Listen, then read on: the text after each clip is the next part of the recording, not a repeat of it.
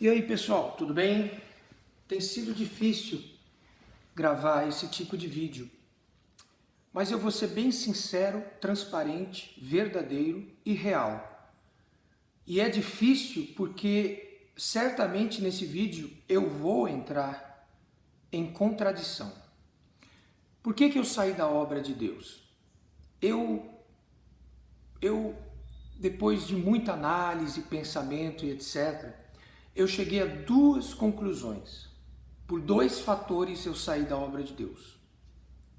A primeira coisa que eu quero dizer é que eu não vou ser covarde nesse vídeo.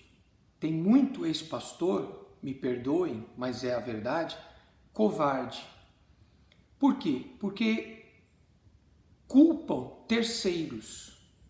A verdade é que a responsabilidade de eu cuidar da minha vida espiritual é única e exclusiva minha. Então, quando a gente entra na obra de Deus, por que a gente entra? Porque a gente precisa de um emprego? 99% não é por causa disso. Eu até acredito que tem um ou outro que eventualmente entrou por causa disso. Mas a maioria teve que abrir mão de uma vida melhor, sendo membro, para se tornar um pastor, um evangelista e pregar o evangelho. Então, respondendo à pergunta, o que me levou a sair da obra de Deus? A resposta real e verdadeira e difícil de ser falada é que você para de valorizar as almas. Pensa comigo, por que você entra na obra de Deus e tem uma vida difícil lá dentro? Por quê? Porque você ama as almas, você quer ganhar almas para Deus, você quer levar o evangelho para as pessoas, não é verdade? Então você entra e você quer dar o que você recebeu, que é a coisa mais importante. Encontrar o reino de Deus. Lembra que Jesus falou que o reino de Deus é como um tesouro escondido e que quando uma pessoa encontra, ele esconde aquele tesouro, vende tudo que tem para comprar aquela terra. Por quê? Porque ele sabe que naquela terra tem um tesouro. Assim é entrar na obra de Deus. A gente tem um encontro com Deus, com o Espírito Santo, com a vida eterna, que esse mundo aqui não faz mais muito sentido para nós. Então a gente quer ganhar as pessoas para Cristo. E a gente abre mão de muitas coisas. Não vou entrar em detalhes porque senão vai dar meia hora de vídeo. Mas a gente entra com amor às almas. Por que a gente sai? A gente sai, eu não vou ser covarde de culpar A, B ou C. A gente sai porque, primeiro, a gente não cuidou da nossa vida espiritual como deveríamos. Segundo, a gente sai porque a gente não ama mais as almas como no começo. Jesus disse, preste atenção para você entender. Jesus disse em João, capítulo 12, não me recordo se é 24 ou 42 o versículo, mas ele falou assim: se o grão de trigo cair na terra e não morrer, se ele não morrer, então ele fica só, ele não germina. Se ele não morrer, ele não germina, ele seca e não produz nada.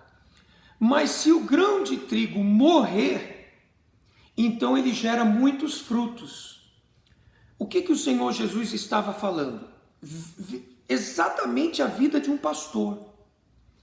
Se o pastor morrer para suas próprias vontades, para o seu próprio querer, se ele morrer para si mesmo e verdadeiramente ser um servo, então ele vai gerar frutos, ele vai ganhar almas para o reino de Deus. Só que esse processo, falando assim, é muito bonito.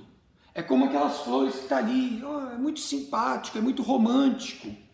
O problema é que na vida real, no dia a dia, desculpa o termo, é pauleira. no dia a dia, de segunda a segunda, sem folga, ganhando alma, trabalhando, negando a si mesmo, passando por várias situações difíceis, situações que, como é que eu poderia dizer? Se aquela pessoa não tivesse optado por ser servo de Deus, aquela pessoa não precisaria estar passando por aquela situação. Eu fui pastor por 8 anos e agora eu sou membro da igreja. Se você perguntar para mim, a sua vida era melhor quando você era pastor ou é melhor agora quando você é membro? Minha vida é muito melhor, fisicamente falando, agora que eu sou membro. Mas antes, quando eu era pastor, eu era mais bem-aventurado, eu era mais feliz. Por quê? Porque no campo espiritual, eu era como aquela semente que morreu e estava gerando frutos. Eu vou pôr aí uma foto de um batismo que eu fiz na África. Então vocês estão vendo aí a foto, a gente está batizando as pessoas nas águas e etc, fazendo o trabalho de evangelização. Volta para mim. Então, tudo isso é muito bonito. Só que ali você só fica ali se você nega a si mesmo, meu caro. Então, a partir do momento que você começa a pensar um pouquinho em si mesmo, a partir do momento que você começa a se amar um pouquinho, mas de novo, outra vigília, nossa, mas eu estou cansado, acabei de sair dessa reunião, vou para aquela reunião, depois tem reunião de obreiro, depois tem reunião disso, depois o bispo ligou, quer saber o que está acontecendo aqui e ali, e você até para dormir, você dorme pouco. Existe sim, por mais que a direção negue, mas existe uma pressão psicológica para você desenvolver o trabalho. E agora eu vou explicar para vocês o que me levou a sair da obra. Eu costumo dizer que eu saí da obra porque eu estava frustrado. Mas o que me levou a ser frustrado dentro da obra de Deus? Ora, quando você cobra de si mesmo, quando você tem o hábito, a mania de cobrar de si mesmo um resultado, e aquele resultado nunca alcança a expectativa, então você fica frustrado. Você tem que entender que para você fazer algo bem, você tem que se importar, não é verdade? Pode ser qualquer tipo de profissão, um médico, um pizzaiolo, um garçom, pode ser uma faxineira. Para você executar um serviço bem feito, você tem que se importar. Eu me importo com o que eu faço. A faxineira pode vir aqui limpar, se ela se importar, então ela vai limpar cada cantinho, ela vai procurar as teias de aranha, ela vai até do teto bater o espanador para tirar o pó, porque ela se importa, ela ama o que ela faz.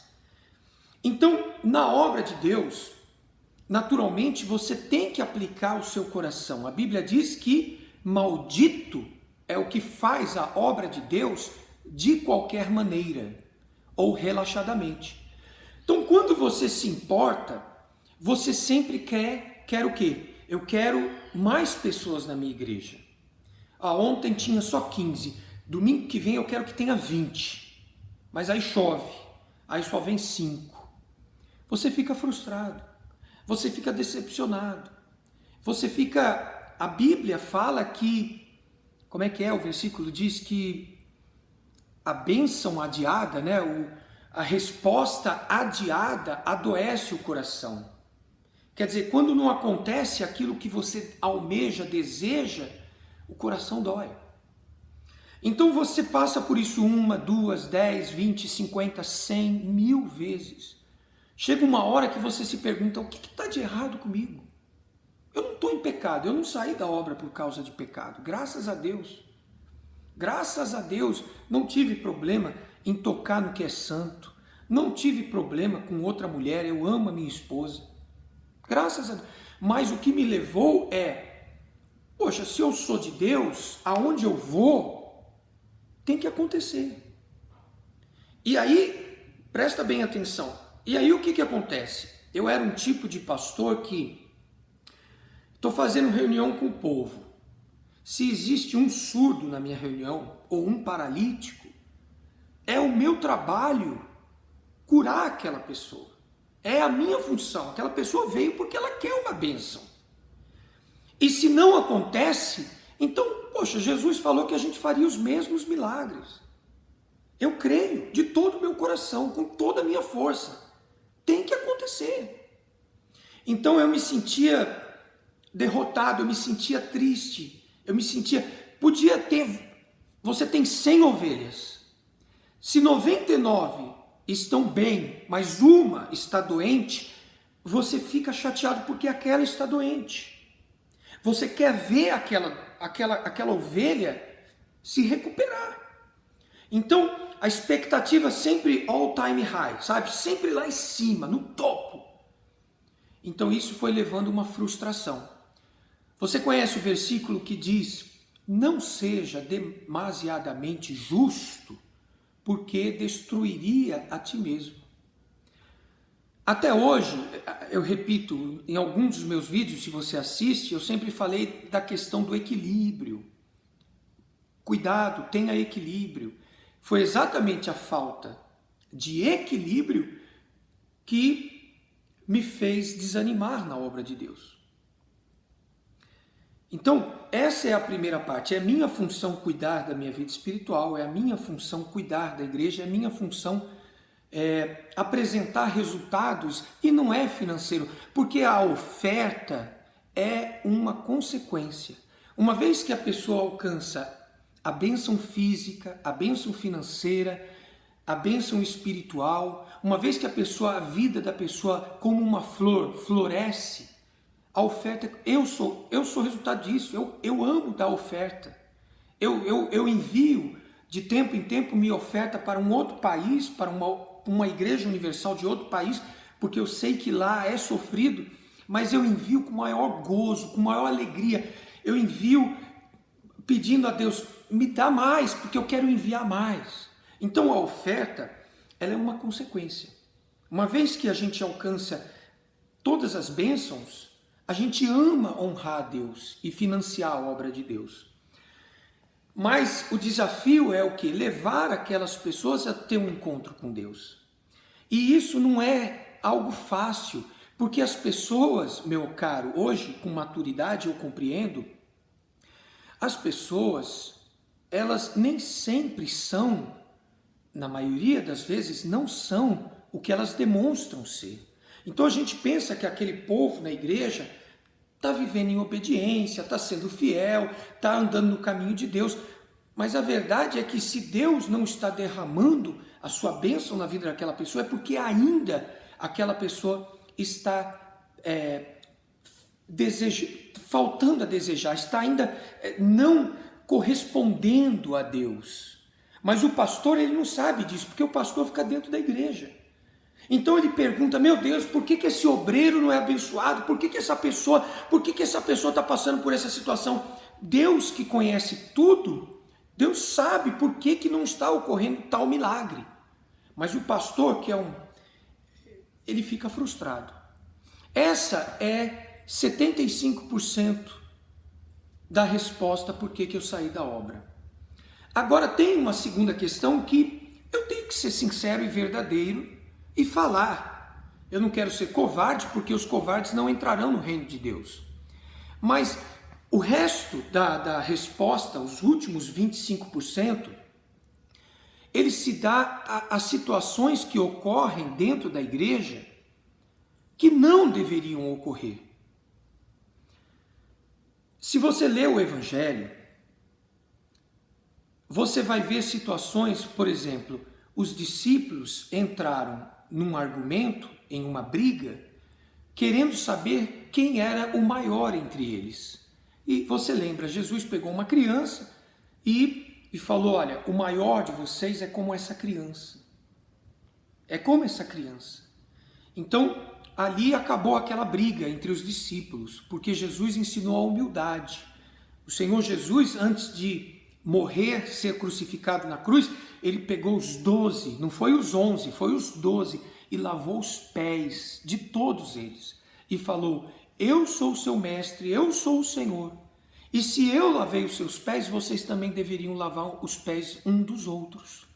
Se eu que sou o seu mestre fiz isso, vocês também devem fazer um pelos outros. Então Jesus ensinou: seja humilde, não seja orgulhoso. Essa foi uma situação. A outra, segunda situação que o Evangelho nos revela é que diz que os discípulos, se eu não estou enganado, quando ele enviou os 70 apóstolos, eles voltaram felizes e eles também falaram: nós vimos outras pessoas falando de Jesus, expulsando o demônio, e nós a proibimos porque elas não estão conosco. E Jesus repreendeu os discípulos falando: por que vocês proibiram? Quem não é conosco é contra nós. Então foi uma atitude errada dos discípulos de proibirem outras pessoas de falarem de Deus, porque eles se sentiam só nós podemos. Então nós temos aí duas situações na Bíblia que ocorreram, mas não deveriam ocorrer. Por que ocorrem? Por causa da carne. Embora nós somos espirituais, mas a carne também pede. Então, dentro da obra ocorrem situações desagradáveis, situações até inusitadas, que não deveriam ocorrer e que às vezes desanima.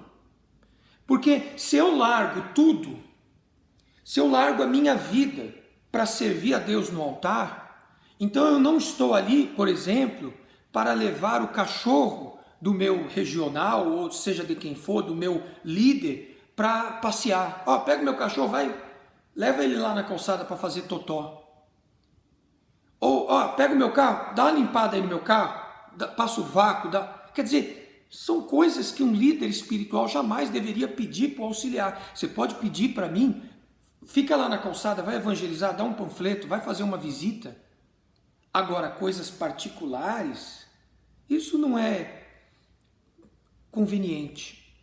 Então, existem situações em que não deveriam ocorrer e que, se você, preste atenção, já vou finalizar o vídeo, se você bater de frente, se você falar assim: olha, com todo respeito, eu não vou me sujeitar a esse comportamento.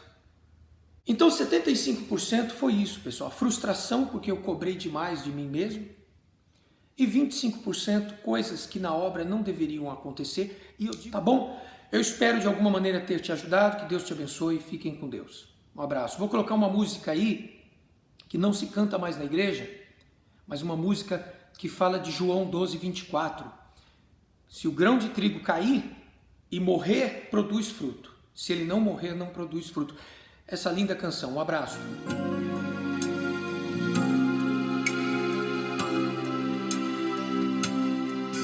Quero tempo para entender que as flores nunca vão nascer sem que exista uma semente para oferecer sua própria vida em troca por amor.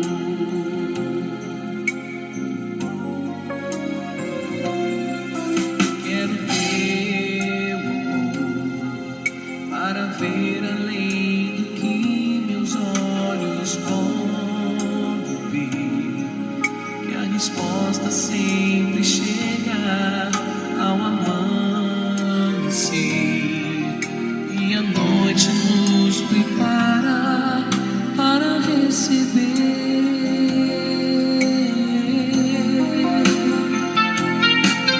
Teu amor, Jesus, que a nenhum outro amor eu posso comparar, é que faz a minha alma te glorificar quando já não tenho forças para caminhar.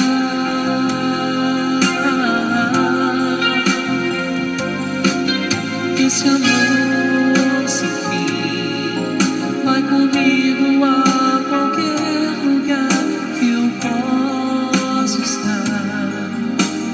faltando